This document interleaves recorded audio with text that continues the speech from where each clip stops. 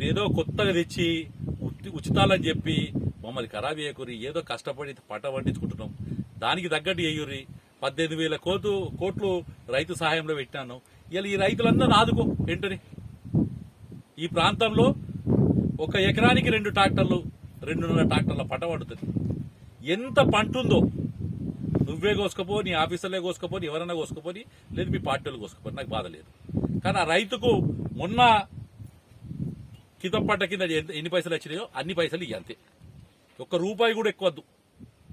ఈసారి మంచిగా వండిందని నువ్వే చెప్తున్నావు. ఇక చూస్తున్నావు 200, 300 ఉండాల్సినది ఇది ఇగో 10, 15, 20కి వచ్చిన పరిస్థితి ఉంది. గింజ 300 గింజ ఉండాల్సింది 10, 20కి వచ్చింది. కాబట్టి ప్రభుత్వానికి మరొకసారి డిమాండ్ చేస్తున్నాను, ఎవరి మీద ఈర్ష్య కాదు. ప్రజలు అధికారం ఇచ్చాడు, రైతు మీ ముఖంలో ఏదో చూసి ఓటేసిండు. కొండూరులో కూడా మంచి ఓట్లేసారు, సిరికొండలో మంచి ఓట్లేసారు.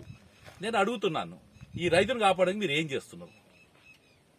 ఇప్పుడు నేను ఏవో గారితో పడితే 380 ఎకరాలు కొండూరు రాసుకపోయినాను. ఇక్కడ రైతులను అడిగితే 1200 చిల్లర ఎకరాలు ఉందని చెప్తున్నారు.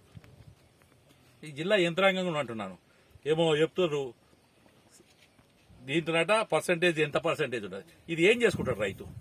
మిషన్ పెడితే దాని కిరాయి వెళ్ళదు. ఇది మిషన్ పెడితే కిరాయి వెళ్ళదన్నా, మళ్ళీ దీంట్లో పర్సంటేజ్ మీరు తీసేది ఏంటి అన్న? రైతు నష్టపోయినప్పుడు నష్టపోయిందని చెప్పారు అంతే. మొత్తం నష్టపరిహారం కట్టియాలి.